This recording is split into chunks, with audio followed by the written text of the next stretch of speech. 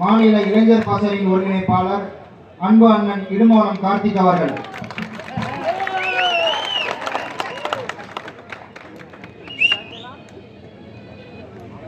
அநீதிக்கு எதிராக நடைபெற்றுக் கொண்டிருக்கிற பொதுக்கூட்டத்தில் தலைமையேற்று நடத்திக் கொண்டிருக்கிற எவ்வளவு அண்ணன்மார்கள், வீட்டில் இருக்கிற சான்றோர்கள், மக்களை போடி இருக்கிற தாய் தமிழ் சொந்தர்கள் அனைவருக்கும் பணிவான வணக்கம். வெள்ளைக்காரரிடம் அறியப்பட்டு கிடந்த இந்த நாட்டை நம் முன்னோர்கள் போரிட்டு சண்டை செய்து செக்கெடுத்து வதைபட்டு உயிரை தியாகம் செய்து விடுதலை என்ற மானுட உரிமையை பெற்றார்கள். அப்படி பெற்ற இந்த நாட்டில் விடுதலை பெற்ற நாடு மக்களாட்சி நாடாக பிரகடனம் செய்யப்படுகிறது. மக்களாட்சி நாடு என்றால் இந்த நாட்டில் சட்டமன்றம், பாராளுமன்றம், தேர்தல் ஆணையம், நீதிமன்றம், சட்டங்கள், திட்டங்கள் எல்லாம் மக்களுக்காகத்தான். அதுதான் மக்களாட்சி நாடு. இந்த நாடு மக்களாட்சி நாடாக பிரகடனம் செய்யப்பட்டு 70 ஆண்டுகளை கடந்து விட்டோம். ஆனால் இன்றைக்கு வரை மக்களின் உணர்வுக்கோ மக்களின் உரிமைக்கோ இது ஒன்றுக்கு மதிப்பில்லை. நாம் போராடுறோம். கனிம வளங்கள் சூறையாடப்படுது, இயற்கை வளங்கள் கொள்ளையடிக்கப்படுது. வெள்ளைக்காரர்கள் இந்த நாட்டை ஆண்டார்கள் 300 ஆண்டுகள். அந்த 300 ஆண்டுகளில் இந்த நாட்டு மக்களை கொடுமைப்படுத்தினார்கள், இந்த நாட்டின் சொத்துக்களை சூறையாடினார்கள். ஆனால் ஒருவரும் வெள்ளைக்காரர்கள் இந்த நாட்டின் இயற்கை வளங்களை மீது கை வைக்கல. 2000 ஆண்டுகால தமிழ் சமூகம், 2000 ஆண்டு காலத்தில் எண்ணற்ற முன்னோர்கள் வந்தார்கள், எண்ணற்ற அரசுகள் வந்தார்கள், படையெடுப்பை நிகழ்த்தினார்கள், போர் புரிந்தார்கள், சண்டையிட்டார்கள். வாதாபி எரிக்கப்பட்டது, உறையூர் எரிக்கப்பட்டது, மதுரை எரிக்கப்பட்டது, புத்தமடைகள் தகர்க்கப்பட்டது, கோயில் நொறுக்கப்பட்டது, தேவாலயம் இடிக்கப்பட்டது. அப்படி எத்தனை வண்ணம் நிகழ்ந்த போதும் கூட இந்த 2000 ஆண்டு காலத்தில் எந்த ஒரு மன்னனும் இயற்கை வளத்தின் மீது கை வைக்கல. ஆனால் 6 நூற்றாண்டுகள் திராவிட ஆட்சி காலம், காவிரி, தென்பண்ணை, பாலாறு, தமிழ் கண்டதொரு வையை புறநதி என மேவியாறு போல ஓட திருமணி செழித்த தமிழ்நாடு என்று எந்த தமிழ்நாடு கொண்டாடப்பட்டதோ அந்த தமிழ்நாட்டில் வறட்சி பஞ்சங்களை நோக்கி போய் கொண்டிருக்கிறோம். கனிம வளங்களை சூறையாடுற அருகாமையில் இருக்கிறது கேரளா. அந்த கேரளாவில் முல்லை பெரியாற்று அணையின் நீர்மட்டத்தை 152 அடியா உயர்த்தணும் அப்படின்னு பல ஆண்டுகளா குறிப்பிடணும். 152 அடியா. அப்படி 152 அடியா உயர்த்தணும்னா முல்லை பெரியாற்று அணைக்கு அருகாமையில் இருக்கக்கூடிய பேபி அணையை வலுப்படுத்த வேண்டும். அந்த பேபி அணையை வலுப்படுத்த வேண்டும் என்றால் பேபி அணைக்கு கீழே இருக்கக்கூடிய 15 மரங்களை வெட்ட வேண்டும். அந்த 15 மரங்களை வெட்ட அனுமதி கோரி பல ஆண்டுகளாக கேரளா அரசு, தமிழ்நாடு அரசு கோரிக்கை வைக்கிறது. ஒரு மரம் வெட்டி சாய்க்கப்பட்டால் அதற்கு இணையாக 100 மரத்தை, 1000 மரத்தை, 1,00,000 மரத்தை நட்டு பராமரிக்க முடியும். ஆனாலும் கூட 15 மரங்களை வெட்ட அனுமதி மறுக்கிறது மானமுள்ள மலையாளி அரசு. ஆனா இங்க மழையால் மழையை உருவாக்க முடியாது. மழைக்கு என்ன பேரு? நீர் கோபுரம். ஒரு கோயில் ராஜகோபுரம் கூட வீழ்த்தப்படலாம், உடைக்கப்படலாம். ஆனால் நீர் கோபுரம் வீழ்த்தப்படக்கூடாது. யுனெஸ்கோவால மேற்கு தொடர்ச்சி மலை வந்து அரிய உயிரினங்கள் வாழக்கூடிய வாழ்விடம். அந்த மேற்கு தொடர்ச்சி மலையை தகர்த்து கனிம வளங்களாக கேரளா கேட்ட அண்ணன் சாட்டை கிழமை சொன்னார். புகழ்பெற்ற ஒரு வாக்கியம். கேரளாவையும் தமிழ்நாடையும் ஒப்பிட்டு சொன்னோம்னா ரோசம் வந்து 4 மணி நேரத்தில் கைது பண்றேன். கேட்டா எங்க தாய் தகப்பன தப்பா பேசுறாங்க. வார்த்தை பயன்பாட்டுக்கு கோபம் வருது. ஆனால் எங்கள் தாய் நிலம் அழித்தொழிக்கப்படுது. மாறி மாறி திமுக, அதிமுக ஆளுது. திமுகவின் ஆட்சி காலத்தை மனக்கொலை நடக்கிறது, கனிம வளங்கள் சூறையாடப்படுது. அதிமுக போராடி நீங்கள் பார்த்ததுண்டா? அதிமுகவின் ஆட்சி காலத்தை மனக்கொலை நடக்கிறது என்று திமுக போராடி பார்த்தது உண்டா? இல்லை. திமுக ஆண்டாலும் சரி, அதிமுக ஆண்டாலும் சரி, தமிழ்நாட்டில் மண்ணை கொள்ளையடிப்பான், கனிம வளங்களை சூறையாடுவான். கேட்க நாது இல்ல. ஒரு சொட்டு நீர் கூட தர முடியாது. காவிரி ஆற்றுல, காவிரி ஆற்று குறுக்கே மேலாற்றில் தடுப்பணை கட்டுவோம் சொல்றது கர்நாடக அரசு. முல்லை பெரியாற்றை தகர்த்து விட்டு புதிதாக அணை கட்டுவோம் சொல்றது கேரளா. பாலாற்றி குறுக்கே அடுக்கடுக்காக தடுப்பணை கட்டி அந்த தடுப்பணை உயரத்தை அதிகப்படுத்திக் கொண்டிருக்கிறது ஆந்திரம். அப்படி கேரளாவும் ஆந்திராவும் கர்நாடகாவும் தமிழ்நாட்டு நீர்வளத்தை தடுத்து அவன் அணை கட்டுகிற போது அவன் அணை கட்டுவதற்கான மணல் தமிழ்நாட்டில் போய் கொண்டிருக்கு. எவ்வளவு இந்த திருநெல்வேலியில இந்த தென்காசியில இங்க கொலை நடக்குது, சாதிய கொலைகள். அந்த சாதிக்காக கொலை நடக்கிற இந்த நிலத்துல என் கனிம வளத்தை கொள்ளடிச்சா அதனால வெட்டன்னு ஒருத்தர் விட்டதுண்டா? உன் மண்ணுக்காக வெட்ட, நீ உன் வளங்கள் பறிவது போக மாட்டேங்குது.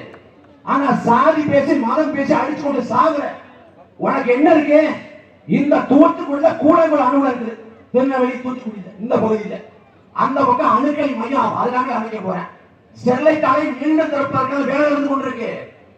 யோசிச்சு பாருங்க, தமிழ்நாட்டை திமுக ஆண்டாலும் அதிமுக ஆண்டாலும் கூடங்குளம் அணு உலை விவகாரத்தில் ஒரே நிலைப்பாடுதான். ஆனா கேரளாவை ஆளக்கூடிய உம்மன்சாண்டி கடந்த காலத்தை சொல்றாரு, நாங்கள் கூடங்குளம் அணு உலை எதிர்க்கிறோம். ஏன்? நெல்லையில அணு உலை இருந்தா அதோட தாக்கம் கேரளா வரைக்கும் இருக்கும், கொஞ்சம் கதிர்வீச்சு வரும். ஆகவே அணு உலை இருக்கிறது, அவன் கதிர்வீச்சு தாக்கம் இருக்குன்னு சொல்லி கேரளா இருக்கிறான். ஆனா இங்க நெல்லையில அணு உலைக்கு அணுக்களை வச்சா மையம் வச்சா கூட எதிர்க்க மாட்டேங்கிறான். பல்லாயிரம் ஆண்டுகளுக்கு அந்த அணுக்கழிவை சேமிக்கணும். பல்லாயிரம் ஆண்டுகளுக்கு அணு உலை வெளிப்படுற அணுக்கழிவு எந்த காலத்தாவது அந்த அணுக்கழிவு வெளிப்பட்டால் ஒட்டுமொத்த நிலமும் அழிந்து போகும். ரஷ்யாவில் செர்னோபில் வெடித்தது, ஜப்பான்ல புகுஷிமாவில் வெடித்தது. என்ன செய்ய முடிஞ்சு? ஒரு நாட்டில் போர் ஏற்பட்டு அந்த நாட்டில் வாழ முடியாது. அமைதியாக இடம்பெயர்ந்தால் கூட போர் முடிந்த பிறகு அமைதி திரும்பிய பிறகு தன் தாயகத்தில் மேல் குடியேற்றம் செய்ய முடியும். ஆனா ஒரு நாட்டில் இயற்கை சூழல் கெட்டு போய் இந்த தாயகத்தை விட்டு இடம்பெயர்ந்தால் எந்த காலத்தில் திரும்ப முடியாது. ரஷ்யாவில் செர்னோபில் அணு உலை வெடிச்சு எவ்வளவு ஆண்டுகள் ஆகுது. ஆனா இன்னைக்கு வரைக்கும் அந்த இடத்துக்கு போக முடியல. ஜப்பான்ல புகுஷிமாவுக்கு போக முடியல. அப்படிப்பட்ட நிலையை உருவாக்குறாங்க. கூடங்குள அணு உலை அந்த பக்கம் என்னன்னா ஸ்டெர்லைட் ஆலை. இந்த ஸ்டெர்லைட் விவகாரத்துல திமுகவுக்கும் அதிமுகவுக்கும் ஒரே நிலைப்பாடுதான், எந்தவித மாற்றம் இல்லை. எடப்பாடி பழனிசாமி ஆட்சி காலத்துல 15 பேர் சுட்டுக் கொண்டு என்ன சொல்றாங்க? தெரியாம நடந்துச்சு. நான் தொலைக்காட்சியை பார்த்து தெரிஞ்சுட்டேங்கிற ஐயா எடப்பாடி பழனிசாமி. இது எவ்வளவு பெரிய பச்சை போய். மே 22ஆம் தேதி துப்பாக்கி சூடு ஐயா சொல்றாங்க எடப்பாடி, தொலைக்காட்சியை பார்த்து தெரிஞ்சுட்டேன். மே 22 மட்டும் நடக்கல, மே 20 நடந்துச்சு, மே 24 நடந்துச்சு. 3 நாள் துப்பாக்கி சூடு.